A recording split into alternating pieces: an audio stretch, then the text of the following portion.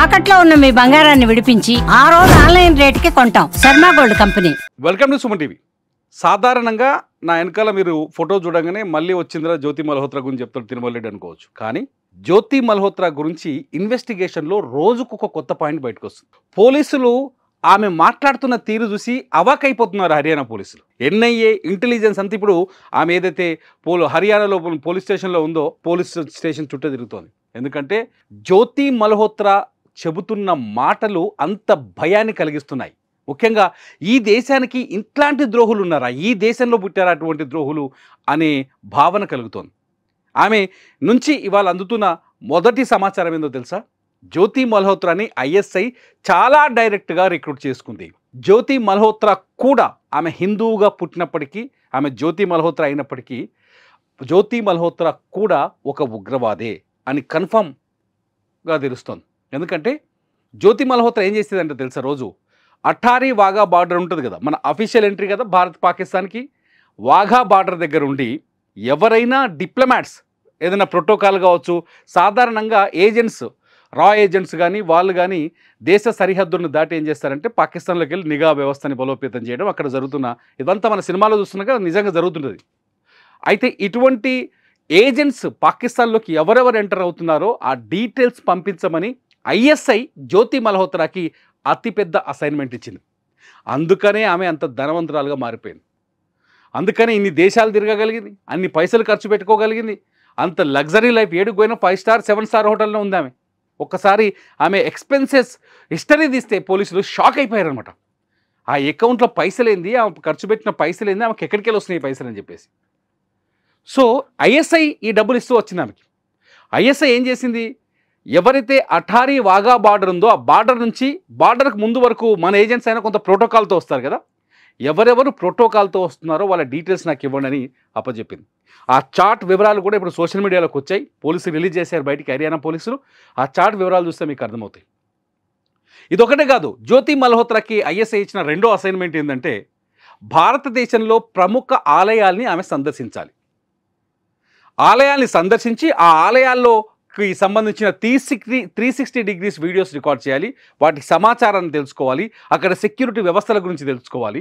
ఆ డేటా అంతా ఐఎస్ఐ అందిస్తే ఐఎస్ఐ దాన్ని దగ్గర పెట్టుకొని భారత్పై దాడికి కుట్ర చేస్తుంది, లేకపోతే ఆలయాలపైన దాడికి కుట్రేస్తుంది. ముఖ్యంగా హిందూ ఆలయాలని టార్గెట్ చేసి జ్యోతి మల్హోత్రాని హిందూ ఆలయాలని విజిట్ చేసే విధంగా ఒక కొత్త ప్లాన్ గీసింది ఐఎస్ఐ అనేది ఇవాళ ఆమె విచారణలో బయటపడుతున్న విషయం.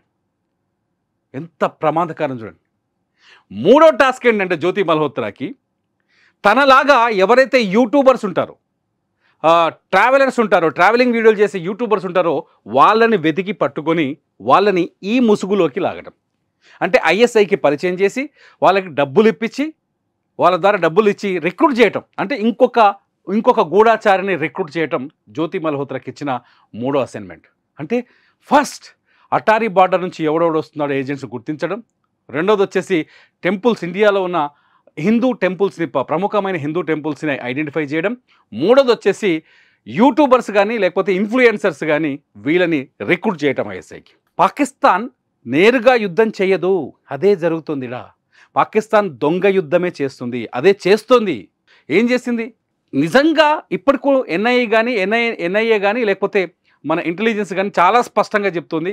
ఎప్పుడైతే జ్యోతి మల్హోత్రా పహల్గాం వెళ్ళి ఆ వీడియోలు రికార్డ్ చేసిన తర్వాత పాకిస్తాన్ కూడా వెళ్ళింది.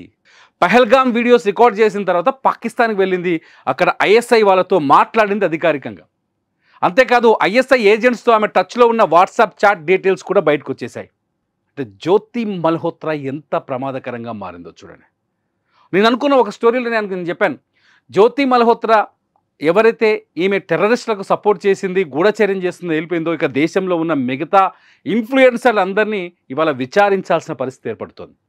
వాళ్ళు సమాజం కోసం చేయొచ్చు, ప్యాషన్తో పనిచేయచ్చు, ఇంట్రెస్ట్గా పనిచేయచ్చు, అయినప్పటికీ కూడా వీళ్ళు ఏం చేస్తున్నారో అనేది ఎంక్వైరీ చేయాల్సిన పరిస్థితి ఏర్పడింది. ఇవాళ సోషల్ మీడియాలో పుట్టగొడుగు లాంటి ఛానల్స్ ఉన్నాయి. వీళ్ళందరూ ఏం చేస్తున్నారు బయటకు వెళ్ళి వీడియోలు చేస్తున్నారు, లేకపోతే ఇటువంటి ఉగ్రవాద కార్యకలాపాలకు పాల్పడుతున్నారు. ఈ మధ్యలో మనమే చూసాం బెట్టింగ్ యాప్స్, ఈ దేశాన్ని సమాజాన్ని నాశనం చేసే బెట్టింగ్ యాప్స్లో మన సెలబ్రిటీలు కూడా ఉండి తగలడ్డారు. అలా వాళ్ళు కూడా ప్రమోట్ చేస్తూ వచ్చారు. వీళ్ళంతా సమాజ ద్రోహులు.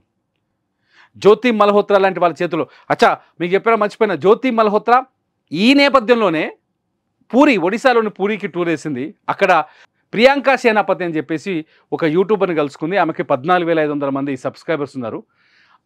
ఈమె పాకిస్తాన్ కూడా తీసుకుపోయింది. ప్రియాంక సేనాపతి ఇంకా ఉచ్చులో ఇరుక్కోలేదని తెలుస్తోంది. అక్కడ ఇన్వెస్టిగేషన్ నడుస్తుంది, ఇంకా అప్డేట్ రావాలి. ప్రియాంక సేనాపతి ఫాదర్ చాలా స్పష్టంగా చెప్తున్నారు, మా అమ్మాయికి ఏమైనా సంబంధాలు ఉంటే మేము విచారణ సహకరిస్తామని చెప్పేసి. అంటే ప్రియాంక సేనాపతి లాంటి వ్యక్తుల్ని ఐడెంటిఫై చేసి వాళ్ళకి డబ్బు ఎరవేసి వాళ్ళని పాకిస్తాన్ టూరిజం తీసుకెళ్ళి అక్కడ ఐఎస్ఐ తో పరిచయాలు ఏర్పాటు చేసి వాళ్ళకి డబ్బులేసి వాళ్ళ ద్వారా ఈ దేశ రహస్యాల్ని పంపించడం అనేది జ్యోతి మల్హోత్రా ముందున్న టాస్క్. ఎంత సిగ్గులేని ఇంకో విషయం ఏం చెప్పనా, అస్సలు భయపడట్లేదట పోలీసులు అడుగుతుంటే. నాకు వాక్ స్వాతంత్రం ఉంది, నన్ను ఎట్లా ప్రశ్నిస్తారో మీరు అంటుందండి పోలీసుల్ని. ముదిరిపోయిన మాటలే కదా ఇవి. ఈ దేశంలో 26 మంది అమాయకులు అన్యాయంగా చనిపోతే, ఉగ్రవాదులు వచ్చి పహల్గామ్లో అన్యాయంగా చంపేస్తే జ్యోతి మల్హోత్రా కూడా వీడియో రిలీజ్ చేసింది వారి మీద. మనం కాశ్మీర్కు వెళ్ళాలా వద్దా అని ఆలోచించుకోవాలి అని. అంటే ఈ దేశాన్ని నాశనం చేయాలనే ఆలోచన జ్యోతి మల్హోత్రా బ్రెయిన్లో చాలా స్పష్టంగా ఉంది. ఇటువంటి జ్యోతి మల్హోత్రాలు ఇంకా చాలామంది ఉన్నారు. ఇప్పటికో 11 మంది దొరికారు. ఇప్పుడు మొత్తం ఇంటెలిజెన్స్ వ్యవస్థ అంతా, కౌంటర్ ఇంటెలిజెన్స్ మొత్తం అంతా ఈ ఇన్ఫ్లుయెన్సర్ల మీద పడ్డది. గుర్తుపెట్టుకోండి, ఈ దేశానికి మీరు ద్రోహం చేస్తే, ఈ దేశానికి మీరు ఏమాత్రం ద్రోహం చేస్తే, బెట్టింగ్ యాప్స్ని మేము భరించలేకపోతున్నాం, ఈ దేశాన్ని మీరు ద్రోహం చేస్తే మిమ్మల్ని దేశం క్షమించదు. మీరేం చేస్తారో చెప్పండి ప్రేక్షకులుగా. ఇటువంటి దేశద్రోహుల్ని మీరేం చేస్తారో ఈ వీడియో కింద కామెంట్ చేయండి. చూస్తూనే ఉండండి సుమన్ టీవీ.